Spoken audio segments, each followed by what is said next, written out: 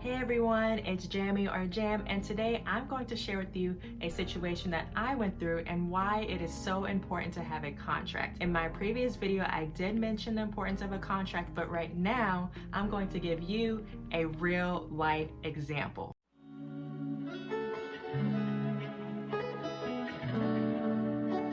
So I started a new job with a new family and I did not follow my own rules. Now I know you guys are looking at me sideways because you're like, practice what you preach, but let me explain, let me break it down and share this whole situation with you guys. So hopefully if you go through something similar, you will know what to do, because I was totally shocked about the situation and I was confused on what I should do next, but I do believe I handled it well, and in the future I am definitely going to have a contract before I start the job, not when I get to the job and I've been working a couple of days. I think that was my biggest mistake, but the problem is when I start these jobs, sometimes I don't know what they want me to do, or they'll tell me but it's not really like a good description, so you kind of find out as you go, which is another pet peeve of mine in caregiving. They kind of expect you to know what to do or for you to be exactly like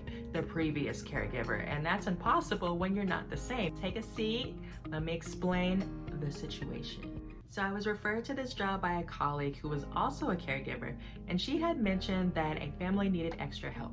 And I knew that I was available on weekends and this family needed help on the weekends. So I was like, okay, this is perfect. I don't really want to work weekends, but you know, I'll go and see how it is. If I feel like I can bond with the family and feel like I'm using my free time wisely, then I'll definitely do it. Why not? Because I don't really do much on the weekends. Anyways, like I'll sacrifice my weekend to help somebody in need if I need to, especially if it's not like a every weekend thing. Now, I do normally take jobs from other caregivers where people will approach me and ask me for work. I do take jobs that way, but the main way that I search for jobs is through care.com. And that's how I would suggest anyone else who's starting out as a caregiver, go to care.com.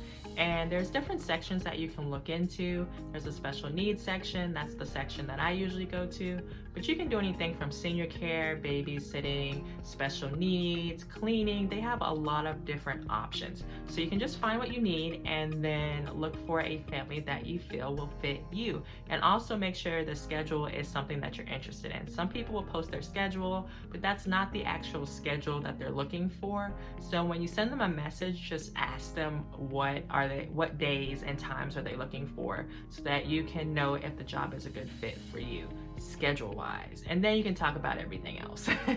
When I first went to the interview for this job, I filled out all the paperwork. Now the paperwork is very tedious. You have to fill it out a certain way because they always come back with corrections. It's never a one-time fill it out and it's perfect. They want things placed a certain way. So it's a very long process to get hired. There's a lot of waiting and it is just very time consuming. Depending on the job that you're taking, make sure you have time to actually go through the process of the paperwork and be prepared to wait. Never go into a job thinking you're going to start right away unless they are paying you out of pocket, which you shouldn't do, but you didn't hear it from me. You can apply to a job where you are an independent contractor, which be careful with that because you are responsible for your own taxes. So make sure at the end of the year you have money set aside to pay for your taxes if you don't have taxes taken out of your paycheck every month. So yes, I just wanted to go through a few of those points because those are actually really important. I was an independent contractor once, still knew that I would have to pay for my taxes at the end of the year and still ended up messing up. So fair warning, independent contractor equals pay for your own taxes. But I was hired to work for 4 hours a day on Saturday and Sunday only. However, my start date kept getting pushed back, which is red flag number 1. Number 2, I didn't hear from them for about 6 months, you guys. She disappeared for 6 months. So I kind of just forgot about the job. And then after that, I received a text message that she needed help. So I replied, and I should have said no, but I said yes. And then she disappeared for another month. If somebody is asking for help and they keep disappearing, either one, they don't really need help, 2, you're not the first option, or 3, there may be some communication issues. So you definitely want to avoid that at all costs. Any red flags you see, 1, 2, or 3, I would stop at 1, but if you have, 3 strikes, you're out. After the third red flag, you should definitely say no and go. We're gonna say that. No and go. Say it with me. No and go. I was hired to work for 4 hours on the weekend, Saturday and Sunday. And that was because I had a job during the week and I did not want to interfere with those hours. However, when she came back to me after disappearing for another month, she wanted me to work during the week. And that was a problem for me because I did have another job. And I said, well, I start this job in the late afternoon. So if you want me to come in early before that job, I can. However, my schedule is going to be very inconsistent because a lot of times I don't have control over my schedule, because if there's a doctor's appointment that's planned without my knowledge, I usually find out at the last minute. So if you want me to work during the week, do know my schedule will not be consistent, and I will let you know as soon as I find out that I will either not be able to come in or I will need to leave early. And I also need an adamant amount of time to get from your house to my other client's house. And that's just fairness. We don't want to be late to the main job. So she understood and we agreed on that, and everything was fine. And I worked for a couple of weeks, maybe a month to be honest. I never had to take an entire day off, thank goodness. But there was one time when I had to leave 15 minutes early, and there was another time where I had to leave 30 minutes early. And each time I let her know in advance. The first time I needed to leave 15 minutes early, I let her know, and she said that was fine. However, it was the next time that I needed to leave that there was a problem. So the next time it was 30 minutes, and she did not like that. She totally just, I don't even know how to explain it, guys. It was horrible. She was not happy. She was calling me names. She was saying that I'm not a good caregiver. She was telling me if she knew that I had another client, that she would not have hired me, even though every day I talked about how I needed to leave and I was going to my other client's house after work. But this is why I say it's important to have a contract, because you need that written agreement between both parties. So when something like this happens, you can just pull out the paper and say, here. But even though I didn't have a contract, I did have text messages proving what we had talked about. So she was texting me and getting a little ugly and kind of what do you want to call it, like spam texting. And I didn't reply because I felt that it was very unprofessional to spam text like that, and I also don't want to seem unprofessional. And she was getting very ugly towards me, and I did not want to what do I want to call it?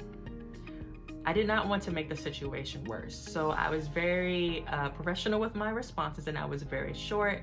And when she told me that she did not want me to work for the family anymore, she told me she was going to call the company and have me removed from the system and to have no one else hire me. I just said, okay, thank you for your time. You know, I had a great time working with your family, and I'm sorry that we could not work this out. And she became even more upset and was like, how could you do this? You're not a good fit for my daughter. And she just kept going on and on and on. And I was just like, I don't know what to do. And it seemed like she was getting mad because I wasn't replying in the way that she thought I was. Like, I wasn't attacking her back. But I don't do that to anyone, and I don't think that's okay. Like, the situation is what it is. You know, if you're not happy with my services, I'm sorry, but I did warn you. And I did send her a screen cap of our messages of what we had agreed on. So, because she basically said that she would have never hired me. She told me that she, you know, didn't need me for the weekends. That's why she hired me for the week. But it's like everything was in the text messages. And when I sent her that, that also sent her off the wall. I always want to keep a good image for caregiving. I don't want to go back and forth. I don't want anyone to see myself or any of the parents that I work for in a negative light, no matter how they treat me. I want everything to be as positive as it can be. That's just how I am. I don't think that we should be negative or ruin anybody's career or family history or image or anything because of our feelings, because at the end of the day, we're both trying to help a community of people that already are vulnerable and that society already looks at differently in general. And I think my job as a caregiver is to show people that the people in the special needs community need help, and there's not enough help out there for them to function in a society with everyone else. I definitely think there should be more done. I just don't agree with promoting any more negativity that there could be in the community already. So always make sure you have any type of documentation. If you don't have a contract, have text messages, have some type of written agreement on paper with both you guys' name on it or something to protect yourself, because there are a lot of situations where the parents somehow get amnesia and they will try to say that you are not a good fit and could possibly ruin your future career opportunities. So always document, and document. I should put it up on the screen. Document, or over here. Document. What was really interesting about this situation was 4 months later, she actually texted me again, asking for me to work 4 hours, but 2 days during the week, which is basically the same thing I was trying to do before, but she asked if I could be consistent. And I didn't even reply because I did not want to go down that path again. So I just didn't reply and let it be. So yes, that was the story of how I got fired and how you should watch out for the red flags and why it is so important to have a contract, you guys. A contract is not just an agreement, but it's protection of yourself and your career as a caregiver, of course. Because think about it, all the other jobs out there, they have a policy or a contract or job details. Caregiving, you walk in and you're just expected to work. Well, if you're working and then things change or things are added to your schedule and you do it once, they expect you to keep doing it. So it's really about protecting yourself, protecting your job, protecting your responsibilities, and protecting your pay, protecting you as a whole. So for more caregiving videos, actually, if you want more caregiving story times, please let me know in the comments below, because I have more story time. So if you want to hear the other situation, let me know. Say more caregiving story times, comment that, because it's good for YouTube analytics, it's good for search. We need to push these caregiving videos up, you guys. You want more caregiving videos, you ask for them, you got them. Keep asking for more and I'll keep posting. It's all about you guys. See you next time. It's forever Jamm. It's forever. Oh, wait. See you next time. It's forever Jamm. Oh, wait, that's not how I did it before. What was it?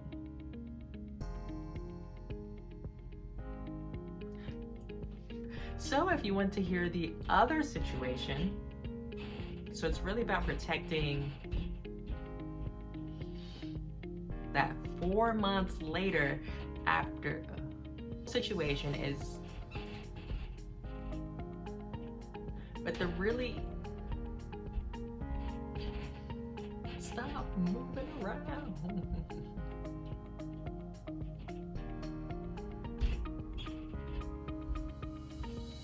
4 months later, and she had texted me. Oh my God, bruh. Come on. So